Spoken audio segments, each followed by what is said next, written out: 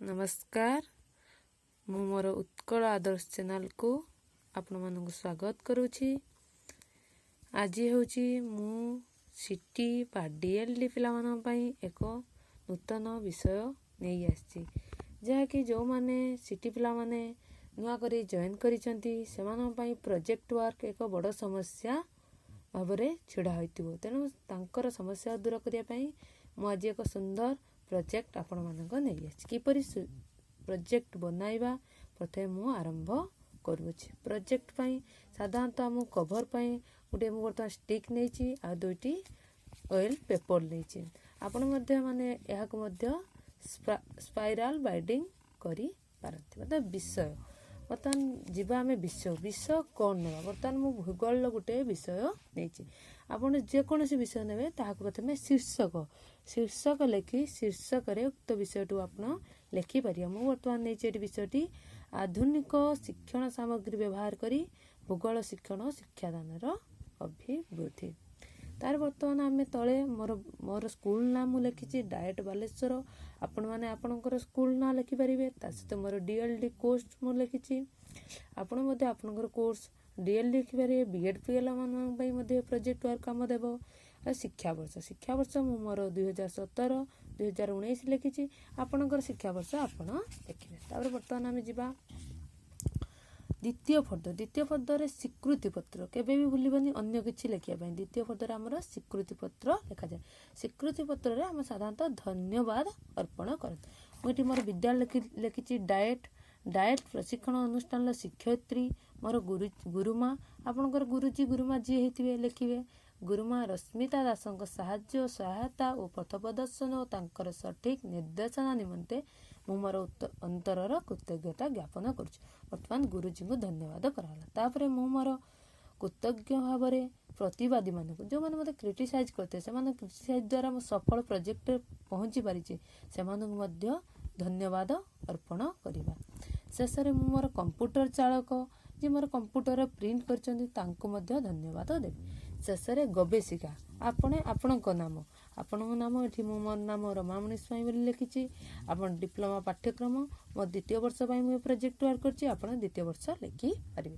द्वितीय पद रे सबोले मन रखिए स्वीकृति पत्र रहिबो। बर्तमान जिबा तृतीय पद को। तृतीय पद रे हमें साधारणतः मानपत्र रखिबा। मानपत्र रे हमें कोन लिखिया। मानपत्र रे साधारणतः हमर गुरुजी बा गुरुमा जे हमर प्रथ प्रदर्शन करितांदे प्रोजेक्ट वर्क पई तांको ही धन्यवाद कह जाय। तांकर परिचय दिया जाय। मुठी मोर रश्मिता दास मोर गुरुमा रश्मिता दास और डायट बालेश्वर अनुष्ठान शिक्षयित्री बोली तांकर परिचय देली। तापर यह सत्य बोली प्रकाश करिकि रमामणि स्वाई तार क्रियात्मक गवेषणा सफल रूप से परिचालना करियछि। मु जहाँ लिखी से अनुसार आपण देखि करिवे।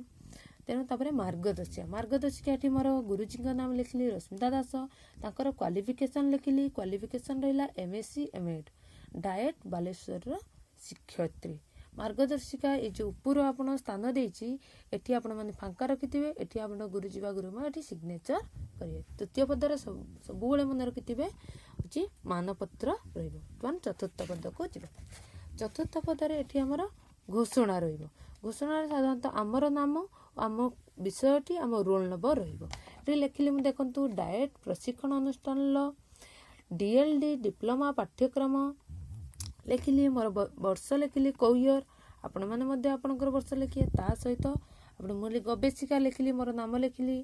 डीएलडी आपण माने आपनकर नाम लेखिए। डीएलडी मोर सेकंड ईयर पई मोर रोल नंबर मु लेखिछि एठी।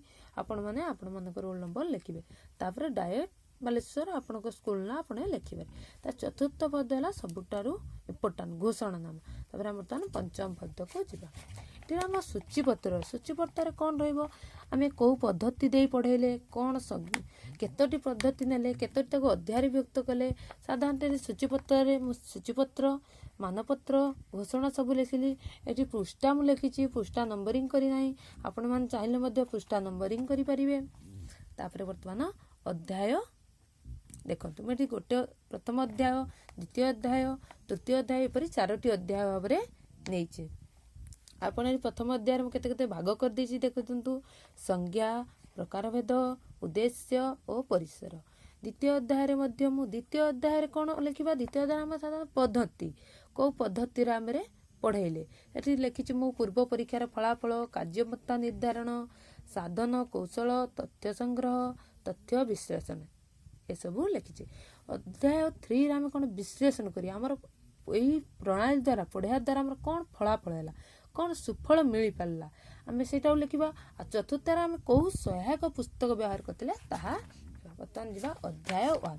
ଏହିପରି ଭାବରେ ଆପଣ ଗୋଟେ ସାଇଡ଼୍ରେ ଲେଖିବେ, ସବୁବେଳେ ଗୋଟେ ସାଇଡ଼୍ ସବୁବେଳେ ପାଇଁ ଫାଙ୍କା ଛାଡ଼ିବେ, ଯାହାଦ୍ୱାରା ଆମ ପ୍ରୋଜେକ୍ଟ ୱାର୍କଟି ଚିତ୍ତାକର୍ଷକ ହୋଇପାରିବ। ଆପଣ ସବୁବେଳେ ପ୍ଲେନ୍ କରିବାକୁ ପ୍ଲେନ୍ ମାର୍ଜିନ୍ ଦେବେ, ଯାହାକି ଆମର ପରିଷ୍କାର ଓ ଭଲ ଲାଗିବ। ଅଧ୍ୟାୟ 1 ଉପକ୍ରମରେ ଦେଖନ୍ତୁ। ଅଧ୍ୟାୟ ବର୍ତ୍ତମାନ ମୁଁ ଭୂଗୋଳ ବିଷୟ ନେଇଥିଲି। ଉପକ୍ରମରେ ମୁଁ ଭୂଗୋଳ ବିଷୟରେ କିଛି ଦେଇଛି, ଯେମିତି ଲେଖିଛି ଈଶ୍ୱରଙ୍କ ସୃଷ୍ଟିରେ ମନୁଷ୍ୟ ସର୍ବଶ୍ରେଷ୍ଠ ପ୍ରାଣୀ, ମାନବ ଜୀବନର ସଫଳତା ଶିକ୍ଷା ଉପରେ ନିର୍ଭର କରେ। ଏହିପରି ଆପଣ ମଧ୍ୟ ଆପଣ ଗଣିତ ନିଅନ୍ତୁ, ଇଂଲିଶ ନିଅନ୍ତୁ, ସେ ବିଷୟରେ କିଛି ଉପକ୍ରମ ଇଣ୍ଟ୍ରୋଡକ୍ସନ୍ ଦେବେ। ତାପରେ ମଧ୍ୟ ଭୂଗୋଳରେ ଯେହେତୁ ପଢ଼ିଛି, ଭୂଗୋଳ କେତେ ଭାଗରେ ବିଭକ୍ତ, କ'ଣ କ'ଣ ଭୂଗୋଳରେ ବିଷୟ ରହିଛି, ତାର ଗୋଟିଏ ଭାଗ ହେଲା ପ୍ରାକୃତିକ ଭୂଗୋଳ। ପ୍ରାକୃତିକ ଭୂଗୋଳ କାହାକୁ କୁହାଯାଏ? ପ୍ରାକୃତିକ ପରିବେଶଟି ସହ ଭୂଗୋଳ ସମ୍ପର୍କ ଅତି ଘନିଷ୍ଠ। ତାର ପ୍ରାକୃତିକ ପରିବେଶ କାହାକୁ କୁହାଯାଏ, ପ୍ରାକୃତିକ ଭୂଗୋଳ କାହାକୁ କୁହାଯାଏ ଆମେ ଲେଖିଲେ। ତାପରେ ଆମେ ଯିବା ଭୂଗୋଳ ପ୍ରକାର ମଧ୍ୟ ଗୋଟିଏ ଲେଖିଲେ ପ୍ରାକୃତିକ ଭୂଗୋଳ। ସେକେଣ୍ଡରେ ଯିବା ଅର୍ଥନୈତିକ ଓ ରାଜନୈତିକ ଭୂଗୋଳ। ଅର୍ଥନୈତିକ ଓ ରାଜନୈତିକ ଭୂଗୋଳରେ ମୁଁ କ'ଣ ଲେଖିଛି, ଏହା ଭୂଗୋଳର ବିଭାଗ, ଗୋଟିଏ ବିଭାଗ ଗୋଟିଏ ସ୍ଥାନର ଭୌଗୋଳୀୟ ପରିବେଶ ସେଠାର ଅଧିବାସୀଙ୍କର ଅର୍ଥନୈତିକ ଜୀବନ କି ପ୍ରଭାବ ପକାଉଥାଏ। ହେଲେ ଆପଣମାନେ ପୂର୍ଣ୍ଣ ରୂପରେ ବ୍ୟାଖ୍ୟା କରିବେ। ଆପଣ ଏହାକୁ ମଧ୍ୟ ସିଧାସଳଖ ଲେଖିପାରନ୍ତି। ଅନ୍ୟ କିଛି ଅର୍ଥନୈତିକ ରାଜନୈତିକ ଭୂଗୋଳ ବିଷୟରେ ସଂକ୍ଷିପ୍ତ ବିବରଣୀ ଦେବେ। ତାପରେ ଐତିହାସିକ ଭୂଗୋଳ। ଐତିହାସିକ ଭୂଗୋଳ କ'ଣ କିପରି ଅଛି, ଐତିହାସିକ ଭୂଗୋଳ କାହାକୁ କୁହାଯାଏ, ଆପଣ ଐତିହାସିକ ଭୂଗୋଳରେ ଲେଖିପାରିବେ। ତାପରେ ଭୂଗୋଳ କକ୍ଷ ପାଇଁ ଉପର। ଭୂଗୋଳ ଆମେ ପଢ଼ାଇବା ପାଇଁ ସାଧାରଣତଃ କକ୍ଷରେ ପିଲାମାନେ ଆପଣ ଟିଚିଂ ଦେବା ପୂର୍ବରୁ ଜାଣିନଥିବେ। ଆସ୍ତେ ଆସ୍ତେ ଏହାକୁ ଭଲ ରୂପରେ ଦେଖନ୍ତୁ, ପୂର୍ଣ୍ଣ ରୂପରେ ଜାଣିବା ପାଇଁ ଶେଷ ପର୍ଯ୍ୟନ୍ତ ଦେଖନ୍ତୁ। ଆପଣ କ'ଣ ଉପକରଣ ଦରକାର ଭୂଗୋଳ ପାଇଁ, ଆମର ଗ୍ଲୋବ୍, ମାନଚିତ୍ର, ଫଟୋଗ୍ରାଫ, ଚିତ୍ର ଇତ୍ୟାଦି ଆପଣ କିଛି ମଡେଲ ଯାହା ବି ନେଇପାରିବେ, ଆପଣ ପାୱାର ପଏଣ୍ଟ ମାଧ୍ୟମରେ ମଧ୍ୟ ପଢ଼ାଇ ପାରିବେ। ଆପଣ ତାହାକୁ ଉପକରଣରେ ଲେଖିବେ। ତାପରେ ଭୂଗୋଳ ଶିକ୍ଷା ପାଇଁ ସାମଗ୍ରୀ। କ'ଣ ସାମଗ୍ରୀ ନେଇଥିଲେ, ଆମେ ସାଧାରଣତଃ ପୁସ୍ତକ ନେଉ, ପିଲାମାନଙ୍କ ପାଇଁ ଚାର୍ଟ ନେଉ, ଚାର୍ଟ ନେଇ ପଢ଼ନ୍ତି, ଚଳଚ୍ଚିତ୍ର, ମଡେଲ, ମାନଚିତ୍ର ଇତ୍ୟାଦି ଆପଣ ନେଇପାରିବେ। ବିଭିନ୍ନ ଚିତ୍ର ନେଇପାରିବେ। ଆପଣ ମଧ୍ୟ ପୁରା ରିଏଲ ଜିନିଷଟା ହିଁ ନେଇପାରିବେ, ଯାହାଦ୍ୱାରା ଆପଣ ପିଲାମାନଙ୍କୁ ସହଜରେ ବୋଧଗମ୍ୟ ଓ ହୃଦୟଙ୍ଗମ କରିପାରିବେ। ତେଣୁ ଭୂଗୋଳ ଶିକ୍ଷା ପାଇଁ ସହାୟକ ଆପଣ କ'ଣ ସାମଗ୍ରୀ ନେଇଥିଲେ ତାହାକୁ ଏଠାରେ ଆପଣ ଉପସ୍ଥାପନା କରିବେ। ତାପରେ ଆମେ ଦେଲା ପଠନ ଉପକରଣ। ଯେଉଁ ସାମଗ୍ରୀ ନେଇଥିଲେ ସେଟା କ'ଣ, ପଠନ ପାଇଁ କେଉଁଟା, ଲେଖିବା ପାଇଁ କେଉଁଟା, ଦେଖିବା ଦୃଶ୍ୟ ପାଇଁ କେଉଁଟା, ଦେଖିବା ଓ ଶୁଣିବା ଉଭୟ ପାଇଁ କେଉଁଟା ଆମେ ଲେଖିବା। ଏଠି ଦେଖନ୍ତୁ ପଠନ ଉପକରଣ। ଭୂଗୋଳ ପାଇଁ କ'ଣ ପଠନ ଉପକରଣ, ଆମେ ସେମାନେ ପୁସ୍ତକ ନେଇଥାନ୍ତି ଆଉ ପତ୍ରପତ୍ରିକା ନେଇଥାନ୍ତି। ମୁଁ ଏହା ହିଁ ଏଠାରେ ଉପସ୍ଥାପନା କରିଛି। ଆପଣ ଯଦି ଅନ୍ୟ କିଛି ପଠନ ଉପକରଣ ନେଇଥାନ୍ତି ତାହା ମଧ୍ୟ ଲେଖିବେ। ତାପରେ ଆସନ୍ତୁ ଦେଖିବା লৈଖିକ ଉପକରଣ। লৈଖିକ ଉପକରଣରେ ଚିତ୍ରଲେଖ, ଗ୍ରାଫ, ଚାର୍ଟ, କଳାପଟା ଇତ୍ୟାଦି ଲେଖିବା ପାଇଁ ଆମେ ଉପକରଣ ନେଇଥାନ୍ତି, ତାହାକୁ ଏଠାରେ ଉପସ୍ଥାପନା କରାଯାଇଛି। ତାପରେ ଦେଖନ୍ତୁ ଶ୍ରାବ୍ୟ ଉପକରଣ। ଶ୍ରାବ୍ୟ ଶୁଣିବା ପାଇଁ ରେଡ଼ିଓ, ଟେପ୍ ରେକର୍ଡର, ଆକାଶବାଣୀ, ବିଦ୍ୟାଳୟ କାର୍ଯ୍ୟକ୍ରମ ଇତ୍ୟାଦି ଆପଣ ଯାହା ବି ଶୁଣିବା କାର୍ଯ୍ୟକ୍ରମ ପାଇଁ ପିଲାମାନେ ବର୍ତ୍ତମାନ ଶୁଣିବା ଦ୍ୱାରା ବେଶୀ ଶିକ୍ଷଣ ହୋଇପାରନ୍ତି, ଶିକ୍ଷଣ ସୁବିଧା ହୋଇପାରୁଛି। ତେଣୁ ଆପଣ ଶ୍ରାବ୍ୟ ଉପକରଣ ମଧ୍ୟ ନେଇପାରିବେ। ତାପରେ ଏଠି ଦୃଶ୍ୟ ଶ୍ରାବ୍ୟ ଅନେକ ସାମଗ୍ରୀ ଅଛି, ଆମେ କାହାକୁ ଦେଖିକି ଶିଖନ୍ତିନି, ଦେଖିବା ସହିତ ଶୁଣିକି ମଧ୍ୟ ଶିଖନ୍ତି। ଗ୍ଲୋବ୍, ମାନଚିତ୍ର, ଛବି, ରେଖାଙ୍କିତ ଛବି, ନମୁନା, ମଡେଲ, ଚାର୍ଟ, ଗ୍ରାଫ, ଫିଲ୍ମ ପ୍ରଭୃତି ତେବେ ଆମେ ଦୃଶ୍ୟ ଶ୍ରାବ୍ୟରେ ମଧ୍ୟ ନେଇପାରିବେ। ଦୃଶ୍ୟ ଶ୍ରାବ୍ୟ ଉପକରଣ। ଦୃଶ୍ୟ ଶ୍ରାବ୍ୟ ଉପକରଣ ଲେଖାଯାଇଲା ପରେ ଆମେ ମାତ୍ରା ସୂଚକ ଉପକରଣ। ବିଭିନ୍ନ ମାତ୍ରାକୁ ମନେ କରାଯାଉ ଆପଣ ଦିନ ରାତି ଦେଖିବାକୁ ଚାହୁଁଛନ୍ତି, ଏଠି ଗ୍ଲୋବଟେ ନେଲେ, କ୍ୟାଣ୍ଡେଲଟେ ନେଲେ, ତେଣୁ ଏଠି କ'ଣ କରାଯିବ, ଏଟା ମଡେଲ ନିଆହେଲା। ଏଟା କେବଳ ମାତ୍ରା, ଗୋଟେ ଜିନିଷକୁ ଗୋଟିଏ ନିର୍ଦ୍ଦିଷ୍ଟ ସୂଚନାକୁ ଆମେ ଜଣାଇବା ପାଇଁ ଏହି ମଡେଲଟିକୁ ନେଇଥାନ୍ତି। ତେଣୁ ଏହାକୁ ମାତ୍ରା ସୂଚକ ଉପକରଣ କୁହାଯାଏ। ଏଥିରେ ଆମେ ଉପସ୍ଥାପନା କରିବା। ତାପରେ ଦେଖିବା ଚିତ୍ରଣ ଉପକରଣ। କେଉଁ ଚିତ୍ର କରିଥିଲେ, ଆମେ ବ୍ଲାକବୋର୍ଡରେ ପଢ଼ାଇଲା ସମୟରେ ସାଧାରଣତଃ ତୀର ଛବି, ଚଳଚ୍ଚିତ୍ର ଆଦି ଉପସ୍ଥାପନା କରିଥାଉ। ତାହେଲେ ଚିତ୍ରଣ ଉପକରଣ ନେବା। ତାପରେ ପ୍ରଦର୍ଶନ ଉପକରଣ, ଆପଣ କ'ଣ ପ୍ରଦର୍ଶନ କରିଥିଲେ, କ'ଣ ବ୍ଲାକବୋର୍ଡରେ ଆଙ୍କିଥିଲେ କି ମଡେଲ ତିଆରି କରି ନେଇଥିଲେ, ତାହାକୁ ପ୍ରଦର୍ଶନ ଉପକରଣରେ ଲେଖିବେ। ତାର କ୍ରିୟାଶୀଳ ଉପକରଣ ଅନେକ ଆମେ ଦେଖିଲେ ସ୍ଥିର ବସ୍ତୁ ଅତି କ୍ରିୟାଶୀଳ। ଅନେକ ସମୟରେ ଆମେ ପାଠ ପଢ଼ିବା ସମୟରେ ପିଲାମାନଙ୍କୁ ନାଟକ, ଭୌଗୋଳିକ କ୍ଲବ, ମାନଚିତ୍ର ଇତ୍ୟାଦି ଆମେ କ୍ରିୟାଶୀଳ କାର୍ଯ୍ୟ ସ୍ୱୟଂ କ୍ଲାସରେ ହିଁ କରିଥାନ୍ତି, ଯାହାକୁ ଆମେ କ୍ରିୟାଶୀଳ ଉପକରଣ କହିଥାଉ। ତାପରେ ଏହିପରି ନେଇ ଆମେ କାମ ଚଳା ଉପକରଣ ଅନେକ କାମ ଚଳା ଉପକରଣ ଯେମିତି ଡଷ୍ଟରଟେ ନେଇଥାନ୍ତି, ଚକ୍ଟେ ନେଇଥାନ୍ତି, କୌଣସି ଆବଶ୍ୟକତା ଭୂଗୋଳ ପଢ଼ାଇଲା ଥାଉ କି ନଥାଉ, ଏହା ସାଧାରଣତଃ ଆମର ପଢ଼ିବା ଉପକରଣରେ କାମ ଚଳା ଉପକରଣ ଭାବେ ନେଇଥାନ୍ତି। ସେ ସବୁ ଉପସ୍ଥାପନ କରାବେଳେ ବିଭିନ୍ନ ପ୍ରକାର ମାନଚିତ୍ର, କେଉଁ ମାନଚିତ୍ର ନେଇଥିଲେ? ରଙ୍ଗୀନ ମାନଚିତ୍ର, କାନ୍ଥ ମାନଚିତ୍ର, କଳାପଟା ମାନଚିତ୍ର, ରାଜନୈତିକ ମାନଚିତ୍ର, କେଉଁ ପ୍ରକାର ମାନଚିତ୍ର ଆପଣ ଏଇ ବିଷୟଟା ପଢ଼ିବା ପାଇଁ ନେଇଥିଲେ? ଯେହେତୁ ମୋର ଏଇଟା ଭୂଗୋଳ ବିଷୟ, ତେଣୁ ମୁଁ ଏଠି ମାନଚିତ୍ର ଉପରେ ଦେଇଛି। ଆପଣ ଅନ୍ୟ ବିଷୟ ନେଇଥିବେ, ମାନେ ଇତିହାସ ନେଇଥିବେ, ରେଖାଚିତ୍ର ଦେଇପାରିବେ, ଅନ୍ୟ କିଛି ଦେଇପାରିବେ। ମାନଚିତ୍ର ଅଙ୍କନ ଶିକ୍ଷା, ପିଲାମାନଙ୍କର ଏଠି କିପରି ମାନଚିତ୍ର ଅଙ୍କନ ଶିକ୍ଷା ଆମେ କେବଳ କରିଦେଲେ ହେବ ନାହିଁ, ପିଲାମାନେ ବି ଅଙ୍କନ କରିବା ଶିଖିବ, ତାହା ମଧ୍ୟ ଏଠାରେ ଉପସ୍ଥାପନ କରିବା। ବାସ୍ତବ ପଦାର୍ଥ, ବାସ୍ତବ ପଦାର୍ଥ କ'ଣ ନେଇଥିଲେ? ଫୁଲ, ଦ୍ରବ୍ୟ, ମାଟିର ଆମେ କିଛି ନେଇପାରିଥିବା, ଆଳୁଟେ ନେଇପାରିବା ଭୂଗୋଳ ପଢ଼ିବା ପାଇଁ। ଅକ୍ଷାଂଶ ଦ୍ରାଘିମା ସହଜରେ ବୁଝା, ସେ ବାସ୍ତବ ଉପକରଣ ମଧ୍ୟ ଆମେ ଏଠାରେ ଉପସ୍ଥାପନ କରିବା। ବର୍ତ୍ତମାନ ଆମେ ପ୍ରଥମ ପର୍ଯ୍ୟାୟରେ ହିଁ ବ୍ୟାଖ୍ୟା ଚାଲିଛି। ତାପରେ ମଡେଲ ଓ ପ୍ରତିରୂପ, ମଡେଲ ଓ ପ୍ରତିରୂପ ଆମେ କ'ଣ ନେଇଥିଲେ ତାହା ବର୍ତ୍ତମାନ ଆମେ ବ୍ୟାଖ୍ୟା କରିବା। କ'ଣ ଏଠି ନଦୀବନ୍ଧ, ମୃତ୍ତିକାର ଗଠନ, ଜଳପ୍ରପାତ ଇତ୍ୟାଦି ପାଇଁ ମୁଁ ବିମାନ ମଡେଲ କରି ନେଇଥିଲି। ତାହା ତିମି ମାଛ ପ୍ରଭୃତିର ମଡେଲ ଛାତ୍ରଛାତ୍ରୀ ଦେଖା ପାଇଁ ନେଇଥିଲେ, ଏହା ଏଠାରେ ଉପସ୍ଥାପନା କଲେ। ଆପଣ ସାଧାରଣତଃ ଗୋଟିଏ କ୍ଲାସ୍ ଟିଚିଂରେ ଯାହା ଉପକରଣ ବ୍ୟବହୃତ, ଯେକୌଣସି ଯେଉଁ ସବୁ ପଦ୍ଧତି ପ୍ରୟୋଗ ଥାଏ, ସବୁକିଛି ସାଧାରଣତଃ ଆମର ପ୍ରୋଜେକ୍ଟ ୱାର୍କରେ ରହିଥାଏ। ଉଦ୍ଦେଶ୍ୟ, ଏହା ପଢ଼ିବା ଦ୍ୱାରା ଆମର ଉଦ୍ଦେଶ୍ୟ କ'ଣ ଥିଲା, ପିଲାମାନେ ଏହାଦ୍ୱାରା କ'ଣ ଶିଖିପାରିଲେ, ତାହା ମଧ୍ୟ ଆମେ ଏହି ଉଦ୍ଦେଶ୍ୟରେ ଭୂମିରୂପ ପ୍ରସଙ୍ଗ ଉପରେ ଦେଇପାରିଲେ। ଭୂମିରୂପ କ'ଣ ଜାଣିଲେ, ପିଲାମାନେ ଖଣିଜ ପଦାର୍ଥ କ'ଣ, ଅକ୍ଷାଂଶ କାହାକୁ କୁହାଯାଏ, କ'ଣ ପିଲାମାନଙ୍କ ମଧ୍ୟ ଯେଉଁ ଉଦ୍ଦେଶ୍ୟଟା ଆମେ ଯେଉଁ ଉଦ୍ଦେଶ୍ୟ ନେଇ ପିଲାମାନଙ୍କୁ ଶିକ୍ଷା ଦେଇଥିଲେ ତାହା ଆମେ ଉଦ୍ଦେଶ୍ୟରେ ବ୍ୟାଖ୍ୟା କଲେ। ପରିସରରେ ଆମେ କେଉଁ ଶ୍ରେଣୀ ପିଲାମାନଙ୍କ ପାଇଁ ନେଇଥିଲେ, କ'ଣ ବିଷୟ ନେଇଥିଲେ? ଏଠି ମୁଁ ବାୟୁମଣ୍ଡଳ, ଜୈବମଣ୍ଡଳ, ବ୍ୟବହାରୀୟ ଭୂଗୋଳ, ମାନବୀୟ ପରିବେଶ ନେଇଥିଲି। ଆପଣ ମଧ୍ୟ ଇତିହାସର ଯେକୌଣସି ଆକବର, ବାବର, ହୁମାୟୁନ ବିଷୟରେ ନେଇଥିବେ, ସେ ବିଷୟରେ ଲେଖିପାରିବେ। ପରିସର ହେଲା। ବର୍ତ୍ତମାନ ଆମର ପ୍ରଥମ ଅଧ୍ୟାୟ ସରିଗଲା। ଦ୍ୱିତୀୟ ଅଧ୍ୟାୟରେ ମୁଖ୍ୟତଃ ଆମର କ'ଣ ପର୍ଯ୍ୟାୟ ରହିଛି ଆମେ ସେଗୁଡ଼ିକୁ ବ୍ୟାଖ୍ୟା କରିଥାଉ। ବର୍ତ୍ତମାନ ଦ୍ୱିତୀୟ ଅଧ୍ୟାୟକୁ ଯିବା। ଦ୍ୱିତୀୟ ଅଧ୍ୟାୟରେ ଅଧ୍ୟୟନ ପଦ୍ଧତି, କେଉଁ ପଦ୍ଧତି? ଏଠି ଆମେ ଅଧ୍ୟୟନ ପଦ୍ଧତି ଯେଉଁ ପ୍ରୟୋଗ କରିଥିଲି, ଅଧ୍ୟୟନ ପଦ୍ଧତି ଆମେ ପ୍ରଶ୍ନ ଦେଇଥିବା ଏଠି କେତେ, ମୁଁ ମୁଖ୍ୟତଃ 30 ମାର୍କରେ ଏଠି ପ୍ରଶ୍ନ ଦେଇଛି। ଦେଖନ୍ତୁ 30 ମାର୍କ ପ୍ରଶ୍ନରେ ମଧ୍ୟମା, ମାନକ ବିଚ୍ୟୁତି, ମାନେ ପୂର୍ବ ପରୀକ୍ଷାରେ ଏତିକି ଥିଲା, ପର ପରୀକ୍ଷାରେ କେତେ ହେଲା, ପିଲାମାନଙ୍କର କେତେ ଉନ୍ନତି ହେଉଥିଲା, ତେବେ ଆମେ ପ୍ରଶ୍ନପତ୍ର ପରୀକ୍ଷା କଥା ସାଧାରଣତଃ ମୁଁ ଏଠି 30 ମାର୍କର ପରୀକ୍ଷା ନେଇଥିଲି। ମୁଁ ଏଠି ଅଧ୍ୟୟନ ପଦ୍ଧତିରୁ ପନ୍ଥା ନିର୍ମାଣ କରୁଛି, ସେ ତାକୁ ମଧ୍ୟ ବିଭିନ୍ନ ପର୍ଯ୍ୟାୟରେ, ପ୍ରଥମ ପର୍ଯ୍ୟାୟରେ ମୁଁ ପାୱାର ପଏଣ୍ଟ ପ୍ରେଜେଣ୍ଟେସନ ମାଧ୍ୟମରେ ପଢ଼ିଛି, ତାହାକୁ ବ୍ୟାଖ୍ୟା କରିଅଛି। ଦ୍ୱିତୀୟ ପର୍ଯ୍ୟାୟରେ କ'ଣ ହେଇଛି? ଦ୍ୱିତୀୟ ପର୍ଯ୍ୟାୟରେ ସେଇ ପାୱାର ପଏଣ୍ଟ ମାଧ୍ୟମରେ ମୁଁ କିନ୍ତୁ ଭୂମିରୂପ, ଭୂଚଳନ ଇତ୍ୟାଦି ବିଷୟରେ ଦେଇ। ତୃତୀୟ ପର୍ଯ୍ୟାୟରେ କ'ଣ ହେଇଛି? ଭିଡ଼ିଓ ମାଧ୍ୟମରେ ଅଗ୍ନି ଉଦ୍ଗୀରଣ, ତରଙ୍ଗ, ସ୍ତରଚ୍ୟୁତ ଇତ୍ୟାଦି ବିଷୟରେ ତୃତୀୟ ପର୍ଯ୍ୟାୟରେ ଦେଇଛି। ଚତୁର୍ଥ ପର୍ଯ୍ୟାୟରେ ମୁଁ ସେ ଭିଡ଼ିଓ ମାଧ୍ୟମରେ ପବନ, ସାମୁଦ୍ରିକ ତରଙ୍ଗ, ଗୁରୁଚାପ, ଲଘୁଚାପ ଇତ୍ୟାଦି ବିଷୟରେ ଜଣାଇଛି। ଏଠି ତାପରେ ସାଧନ, ଏଇସବୁ ପଢ଼େଇଲି, କେଉଁ ସାଧନ କୌଶଳ ପ୍ରୟୋଗ କରିଥିଲି, ଗବେଷିକା ଉପରୋକ୍ତ କାର୍ଯ୍ୟପନ୍ଥା ସ୍ଥିର କରି କେଉଁ ସାଧନ କୌଶଳ, ଏଇଠି ମୁଁ ଏଠି ପ୍ରଶ୍ନପତ୍ର ମାଧ୍ୟମରେ କୌଶଳ ଦେଇଛି। ଆପଣ ପିଲାମାନଙ୍କୁ ପ୍ରଶ୍ନ ନ ଦେଇ ମୌଖିକ ମଧ୍ୟ କରିପାରିବେ। ମୁଁ ଏଠି 30 ମାର୍କରେ କରିଥିଲି, ତେଣୁ 30 ମାର୍କରେ ଲେଖିଛି। ପିଲାମାନଙ୍କର ପୂର୍ବ ପର୍ଯ୍ୟାୟରେ ମୁଁ ଦେଖିଲି ପିଲାମାନଙ୍କର କେତେ ରହିଲା, ଶିକ୍ଷଣ ସ୍ତର କେତେ ଥିଲା, ଆମେ କେଉଁ ପଦ୍ଧତି ଦ୍ୱାରା ତାକୁ ତଥ୍ୟ ସଂଗ୍ରହ କଲେ, ତାପରେ ତଥ୍ୟକୁ ବିଶ୍ଳେଷଣ କଲେ। ବର୍ତ୍ତମାନ ସରିଲା। ବର୍ତ୍ତମାନ ଅଧ୍ୟାୟ ତୃତୀୟକୁ ଯିବା।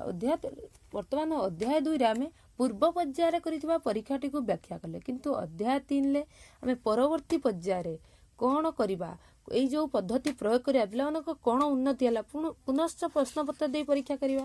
ଦ୍ୱିତୀୟ ପରୀକ୍ଷାରେ ଦେଖନ୍ତୁ ଏଠି ପୂର୍ବ ପରୀକ୍ଷାର ଫଳାଫଳ ଲେଖିଛି। ତଥ୍ୟ ବିଶ୍ଳେଷଣ କ'ଣ କଲି, ଶିଳା, ଖଣିଜ ଓ ଭୂମିରୂପ ମୋର ବିଷୟଟି ଲେଖିଲି।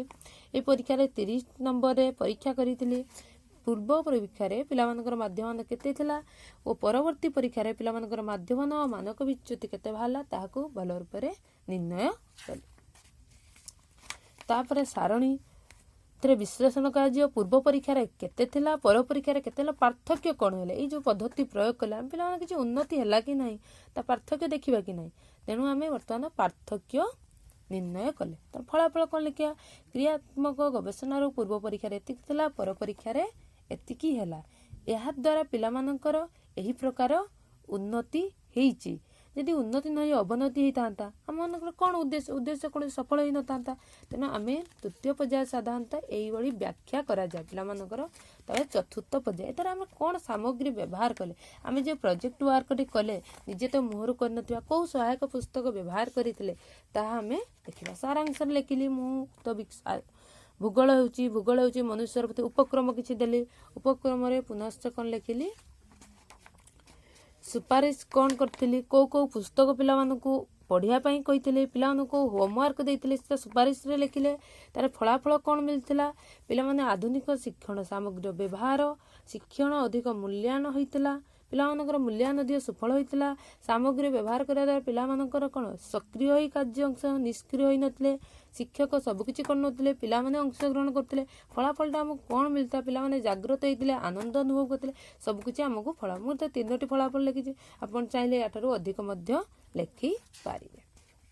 ତାପରେ ସହାୟକ ପୁସ୍ତକ। ସହାୟକ ପୁସ୍ତକରେ କ'ଣ, ମୁଁ ଏଠି ଭୂଗୋଳ ଯୋଗଦାନର ଗୋଟେ ପଦ୍ଧତି ନେଇଥିଲି।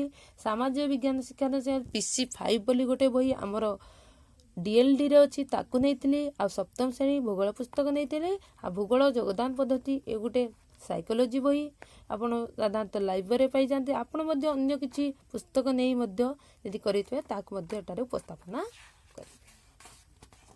ଏଠାରେ ପରିଶିଷ୍ଟରେ ଆମେ କ'ଣ ଦେଖିବା, ଆମେ ଯେଉଁ ପରୀକ୍ଷା କରିଥିଲେ ପିଲାମାନଙ୍କୁ କ'ଣ କ୍ୱେଶ୍ଚେନ୍ ଦେଇଥିଲେ, ଯେଉଁ ପ୍ରଶ୍ନ ଗୁଡ଼ିକ ଦେଇଥିଲେ ପୂର୍ବ ପରୀକ୍ଷା ପର ପରୀକ୍ଷାରେ। ମୁଁ ପୂର୍ବ ପରୀକ୍ଷାର ପ୍ରଶ୍ନ ଏଠାରେ ଉପସ୍ଥାପନା କରିନାହିଁ, ଆପଣ ଚାହିଁଲେ ତାହାକୁ ମଧ୍ୟ ଉପସ୍ଥାପନା ପର ପରୀକ୍ଷାରେ 30 ମାର୍କର ପରୀକ୍ଷା କରିଥିଲେ।